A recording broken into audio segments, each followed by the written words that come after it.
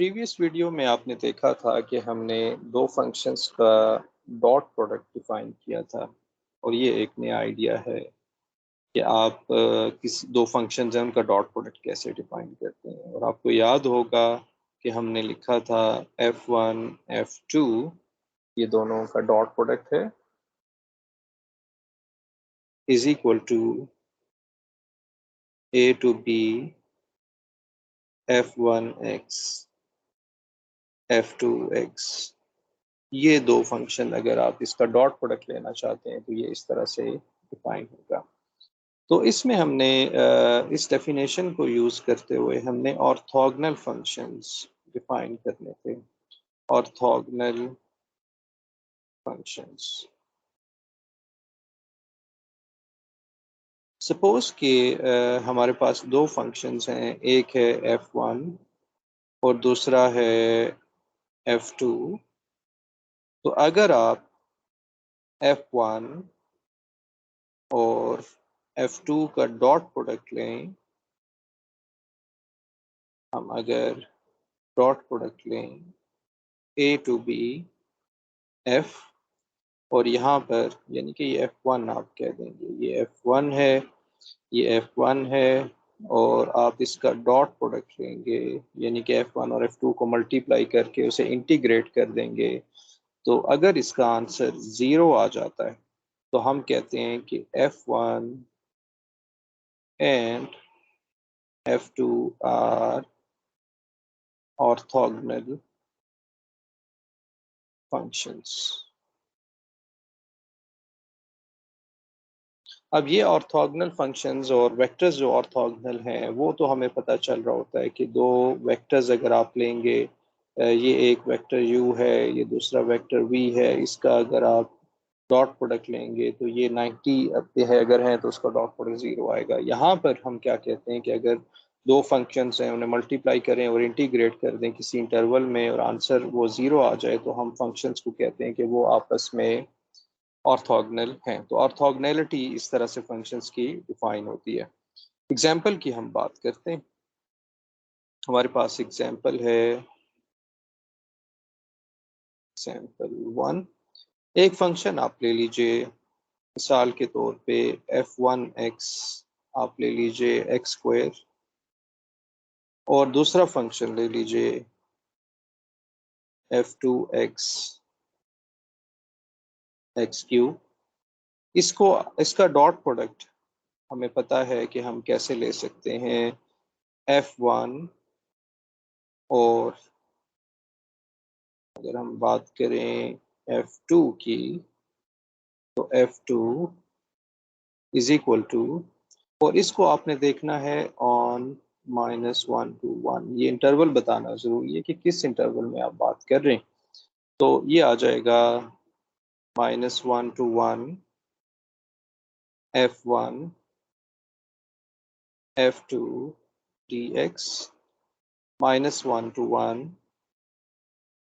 f1 होगा x square और f2 होगा x cube dx।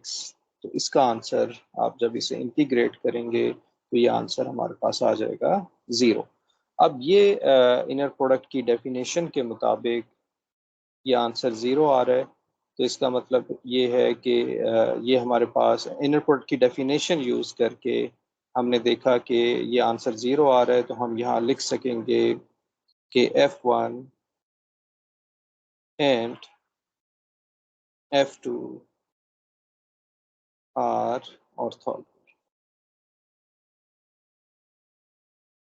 Orthogonal functions. Okay, इसी तरह से एक और डेफिनेशन होती है कि आपके पास दो फंक्शंस ना हो बल्कि ज़्यादा फंक्शन हो, तो उसे हम कहते हैं orthogonal set. Orthogonal set, orthogonal set क्या होता है? सपोज कि हमारे पास दो फंक्शंस नहीं हैं बल्कि ज़्यादा फंक्शन है। पहला फंक्शन है फाई नॉट, दूसरा फंक्शन है फाई वन, तीसरा फंक्शन है फाई टू, सो ऑन। और ये फंक्शंस इस तरह से आपने सेट की फॉर्म में लिखे हैं।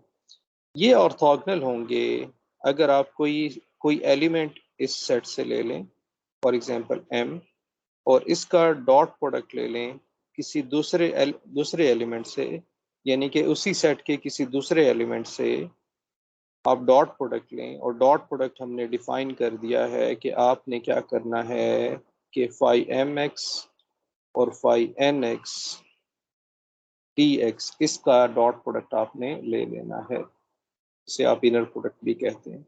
तो ये हमारे पास अगर ज़ीरो आ जाए, लेकिन इसमें शर्त ये है कि m should not be equal to n, यानी कि दो सेम फंक्शंस ना हो।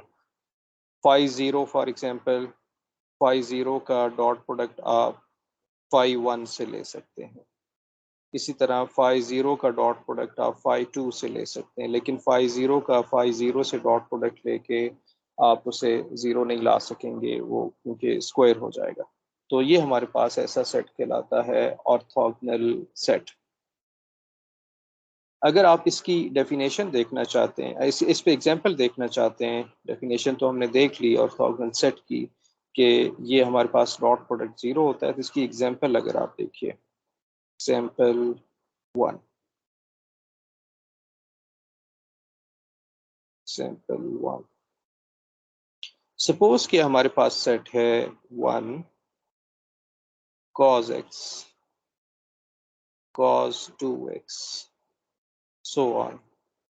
तो यहाँ पर एक कंफ्यूजन ये भी था कि ऐसा सेट कैसे हो सकता है जो इन्फिनिटली जा रहा हो, जिसके एलिमेंट्स इन्फिनिट हो।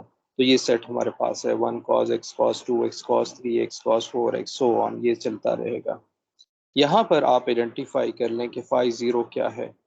फाई ज़ीरो एक्स हमारे पास है वन, फाई वन एक्स हमारे पास है cos x, और फाई टू एक्स हमारे पास है cos 2x, सो ऑन। आप इसी तरह से phi three, phi four define कर सकते हैं। तो अगर हम इसको इस तरह से लिखना चाहें, phi zero X is one, और बाकी हमारे पास जो फंक्शंस आ रहे हैं फाई एन एक्स, इसको हम लिख सकते हैं cos एन एक्स, और n को आप रखेंगे one, two, three, so on. तो n को वन रखेंगे तो हमें cos x मिलेगा, अगर आप n को टू रखेंगे cos 2x मिलेगा। तो हमें बाकी वैल्यूज इस तरह से मिल सकती हैं। पहले हम ये देखते हैं कि फाई ज़ीरो का अगर आप डॉट प्रोडक्ट लेते हैं फाई एन एक्स से, तो हमें क्या आंसर मिलता है, ए टू बी। हमारे केस में एक और चीज़ है कि हमें इंटरवल भी बताना है, तो इंटरवल एग्जांपल में है माइनस पाई टू पाई। तो फाई ज़ीरो माइनस पाई से पाई हम देखेंगे, फाई ज़ीरो एक्स हमारे पास वन है, और अगर आप फाई एन की बात करें तो ये हमारे पास है cos N X D X. इसको जब आप इंटीग्रेट करेंगे तो ये हमें मिल रहा होगा ज़ीरो। इसमें n को क्या होना चाहिए, ज़ीरो नहीं होना चाहिए, अदरवाइज वो वन वन आ जाएगा। तो ये हमारे पास जो है आंसर आ रहा है, यानी कि फाई ज़ीरो एक्स, जो कि ये फाई ज़ीरो एक्स है, इसका डॉट प्रोडक्ट आपने तमाम से वन गो में ले लिया है फाई एन एक्स के साथ, तो ये हमारे पास ज़ीरो आ रहा है। इसका मतलब है phi zero X and phi N X are orthogonal, are orthogonal. अब हम बात करते हैं कि वन को इग्नोर करें और cos x और cos 2x का आप डॉट प्रोडक्ट लें। तो हम क्या करेंगे, इसके लिए नोटेशन ये यूज़ करेंगे कि फाई एम एक्स का डॉट प्रोडक्ट आप लेना चाह रहे हैं फाई एन एक्स से, माइनस पाई से पाई इंटीग्रेट करेंगे। फाई एम एक्स हमारे पास होगा, कुछ ऐसे डिफाइन होगा, इनर प्रोडक्ट ऐसे डिफाइन है, हमने देखा है उसको, minus pi to pi, phi M X का मतलब होगा cos एम एक्स, और cos एन एक्स का मतलब होगा, फाई एन एक्स का मतलब होगा cos N X D X. इसको आप सॉल्व कर लेंगे। जब आप इसे सॉल्व कर लेंगे 2 से मल्टीप्लाई और डिवाइड कर दें 1/2 माइनस पाई टू पाई, और यहाँ पर फार्मूला अप्लाई कर दें cos m plus N X plus cos m minus N X. इसको जब आप सॉल्व करेंगे तो हमें यही आंसर मिल रहा होगा, 2 से मल्टीप्लाई डिवाइड करके।